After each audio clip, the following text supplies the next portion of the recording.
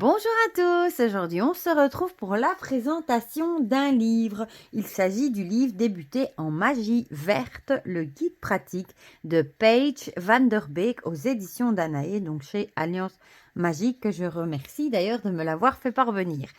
Déjà moi je suis fan de cette couverture, elle est simple mais elle est trop jolie, moi je l'adore, franchement je la trouve magnifique. Voilà. Du coup on va lire ensemble ce qui est écrit au dos. Débutez en magie verte. Découvrez toute la puissance de la magie verte. Enfin, un livre de sorcellerie naturelle, accessible à tous et qui propose un contenu sérieux sans se prendre la tête. Avec Débuter en magie verte, le guide pratique, explorez tout le potentiel de la nature et de son utilité en magie. Sans langue de bois, Paige Van Der Beek transmet ici un contenu ludique et pratique, proposant tout le nécessaire pour faire ses premiers pas en sorcellerie verte. Théorie, concept, herbes et plantes, fleurs, bois et arbres, cristaux et pierres, le tout au service de la guérison et du bien-être. Voilà le menu de cet ouvrage moderne. Il vous offrira de nombreuses recettes, rituels, sorts et astuces pour marcher dans les pas de la sorcière verte authentique. Et il est au prix de 18,95 €. Voilà, voilà. Donc, eh bien, on va l'ouvrir ensemble. Je vais peut-être d'abord vous positionner au-dessus, comme ça vous verrez mieux. Voilà, comme ça vous verrez mieux vu d'en haut. Alors, ça c'est le petit mot que j'avais reçu. Il est en couleur. Il a été traduit par Clélia Rubière. Bon, ici, on a comme d'habitude tous les coordonnées des éditions Danae, une petite dédicace. Puis, on a le sommaire avec deux parties. La première, comprendre la magie verte. Là, on va vraiment vous expliquer les bases. Et ensuite, pratiquer la magie verte. Puis, on a des conclusions, des ressources, un glossaire et un index. Ici, une introduction où elle nous explique qu'elle a ressenti l'appel de la Terre très jeune.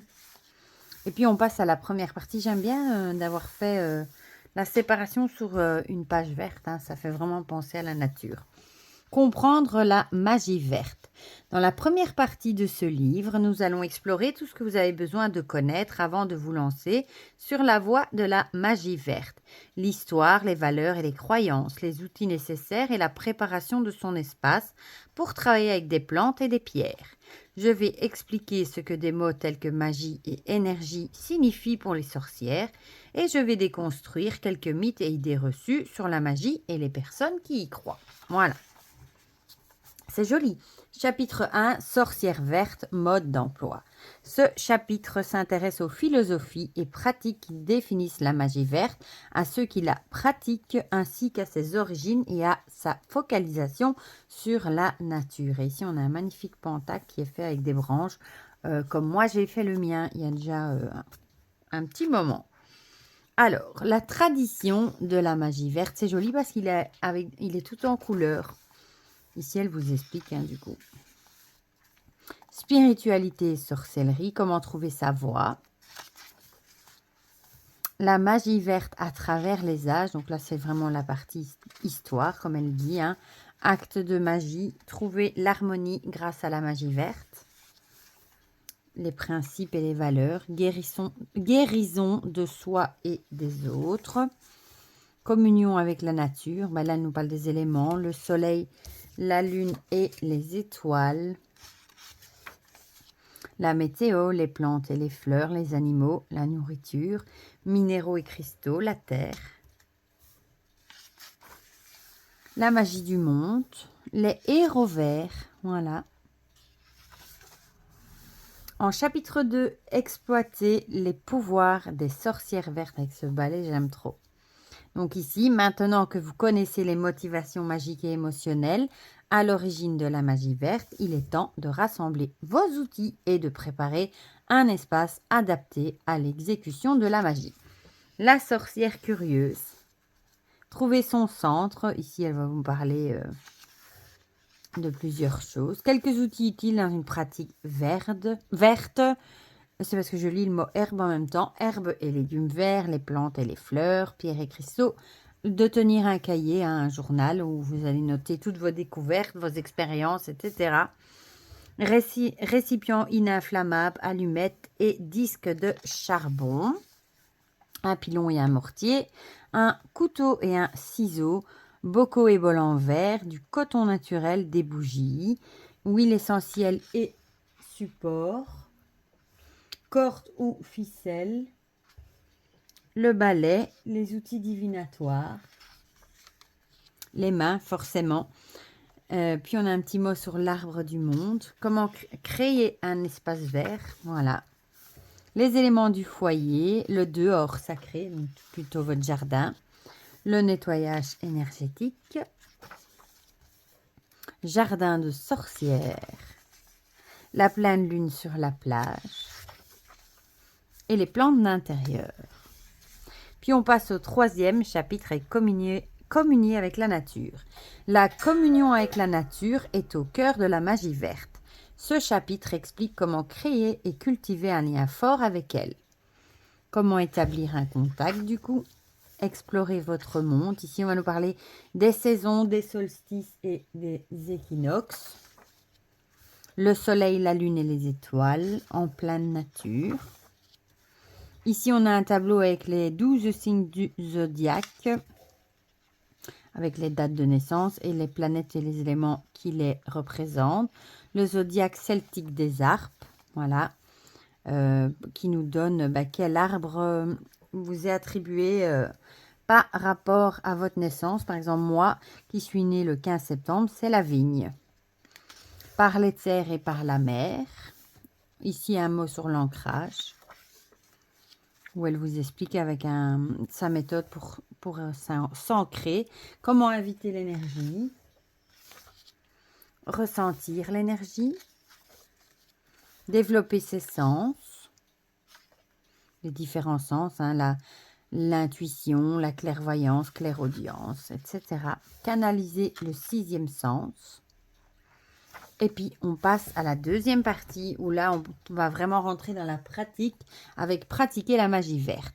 Dans cette partie, nous allons nous intéresser de plus près à l'utilisation de fleurs, de plantes, d'herbes et d'autres éléments naturels pour guérir, réaliser des sortilèges et bien plus encore dans votre pratique de la magie verte. Je vais vous expliquer comment vous procurer certains matériaux et je vais vous parler de leurs énergies et objectifs magiques. Vous trouverez également des conseils de sécurité, des précautions, des règles à suivre et des exercices pratiques.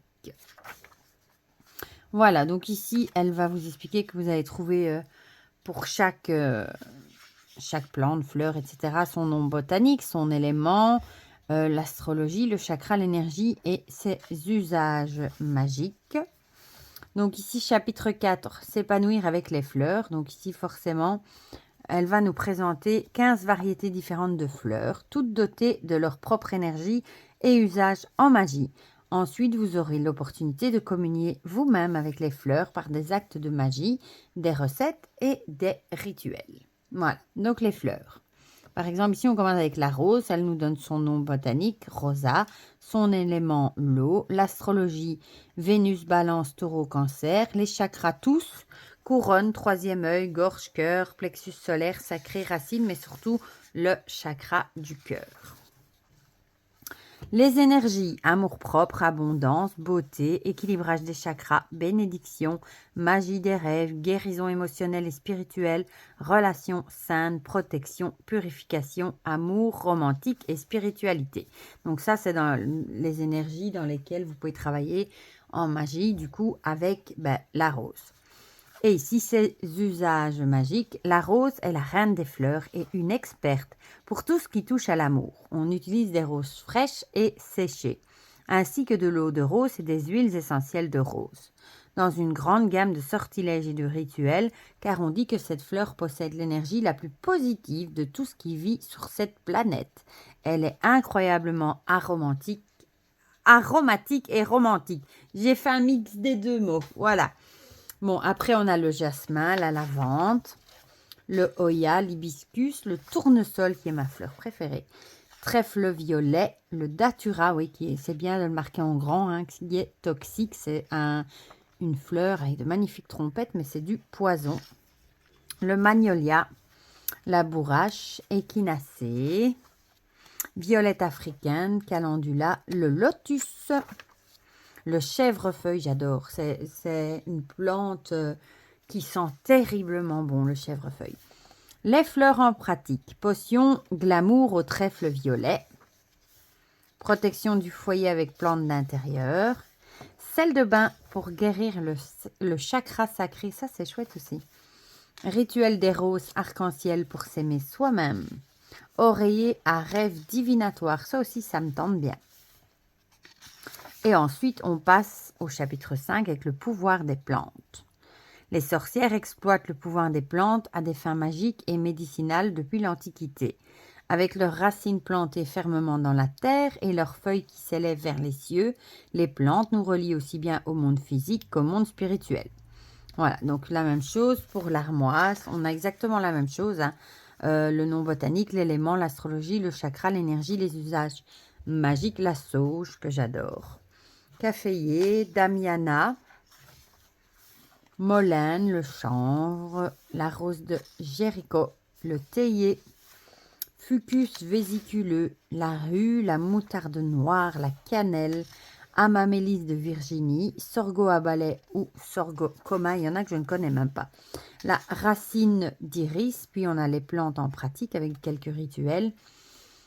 Baguette sacrée de purification par la fumée, un sac amulette de Simaruta, sortilège de nœud avec corde de chanvre, sortilège de croissance avec une plante de résurrection. Puis on a jardiné avec la lune, voilà, ici, tout ce que vous pouvez faire par rapport à la phase lunaire. Et l'élément astrologique, voilà, par exemple, si on est dans un signe d'air, ce sont des bonnes journées pour désherber, labourer et récolter des herbes que l'on fera sécher. Voilà. En 6, guérir avec les herbes et les légumes verts. Les herbes sont de petites plantes vivaces et bisannuelles, généralement pleines de goût et de parfum. On peut les incorporer à des encens et sortilèges ou bien les utiliser dans des repas et boissons afin de leur conférer leur énergie. Donc, on a ici le basilic, on a les mêmes choses que pour les autres, romarin, la luzerne, potentille, le laurier, agripaume, catère, la camomille, le Saint-Bopogon, la consoute, le plantain, le millepertuis, la menthe, j'adore la menthe, la verveine, le patchouli. Ensuite, les herbes et légumes verts en pratique, l'huile van-van ou van-van, thé pour les gueules de bois des médiums, j'aime bien le titre, baume curatif aux plantes, pâte de lapin lunaire porte-bonheur. Évidemment, elle nous parle d'une fausse pâte. Hein. Sortilège de bougie nightingale pour guérir rapidement. Puis on passe au chapitre 7, la sagesse du bois. Les arbres sont indispensables à notre survie et à notre développement spirituel. Leur longévité pouvant atteindre plusieurs milliers d'années, ces vénérables ancêtres nous transmettent la sagesse d'autrefois. Et donc ici, on a 15 arbres, résine et bois. Le bouleau, j'en ai dans mon jardin. Hein. Le chêne, l'oliban, le marronnier commun, l'érable, le séquoia, le pin, le frêne, le saule, j'en ai un dans mon jardin et je l'adore. Le sang de dragon, pas de panique. Hein. Il y a un jour quelqu'un qui m'a mis en commentaire que c'était un livre complètement farfelu parce qu'il fallait trouver du sang de dragon. Non, c'est un encens. Donc pas de panique. Ce n'est pas, vous n'allez pas devoir aller tuer un dragon et récolter son sang. C'est un encens. Voilà. Le palo santo. L'if, le pommier, le figuier, le santal, les arbres et bois en pratique avec l'encens du bois sacré et maintenant du balai, l'as de bâton, sortilège d'attendrissement au sirop d'érable, c'est bon ça le sirop d'érable, méditation du saule à la pleine lune. Ensuite, en chapitre 8, la force des cristaux et des pierres. Pierres et cristaux et cailloux magiques, ces pierres robustes et scintillantes de magie de la Terre peuvent nous connecter à la sagesse antique de la planète.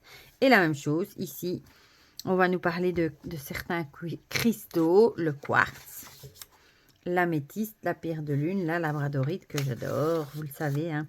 Agate mousse et agate arbre, les obsidiennes, malachite, pierre de sang, le quartz rose, pierre de lave et pierre ponce, la galaxite, l'aigle marine, l'aragonite, la chrysocole et le sel de l'Himalaya que j'adore. J'ai beaucoup de lampes en sel de l'Himalaya, mais j'en ai aussi en petits grains. Alors, bah ici en pratique, du coup, purification d'aura par la galaxite, grille de cristaux du courage, élixir de cristaux d'aigle marine, communier avec votre chakra de l'étoile de la Terre, plantation de cristaux. Voilà, c'est très joli, le petit dessin en couleur. Une petite conclusion, les ressources, ça c'est toujours important. Un glossaire, s'il y a certains termes que vous ne connaissez pas, par exemple bisannuel, etc. Sac mojo, sac amulette, si vous ne savez pas ce que c'est, ben on vous l'explique. Et puis à la fin, on a un index. Alors, des remerciements à propos de l'auteur. Et vous avez même quelques pages de notes si vous voulez écrire certaines choses pour ne pas les oublier. Et ici, les autres, les sorcières vertes, ceux-là, j'ai les 4 tomes d'Anne Moura, le grimoire de magie verte aussi, hein, je vous l'ai déjà présenté, j'adore.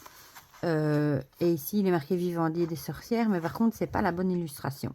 Voilà, c'est Magie verte d'Anne Moura. Voilà, voilà. Pour ce magnifique livre, franchement, je le trouve très bien fait. C'est bien d'avoir fait des chapitres pour les plantes, les pierres, etc. Il est très bien expliqué. Et bah, si vous avez envie de débuter en magie verte, hein, débuter avec les plantes, les herbes, etc.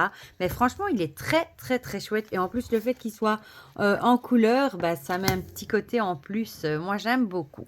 Voilà. Du coup, dites-moi en commentaire ce que vous en pensez, si vous avez craqué pour celui-ci ou si vous le trouvez très intéressant aussi comme moi. Si vous aimez la magie verte ou si ça ne vous intéresse pas du tout, dites-moi tout ça dans les commentaires, comme ça on partage tout ça ensemble comme d'habitude. Pour le reste, je vous fais plein de gros bisous et on se dit à très vite pour de prochaines vidéos. Bisous, bisous!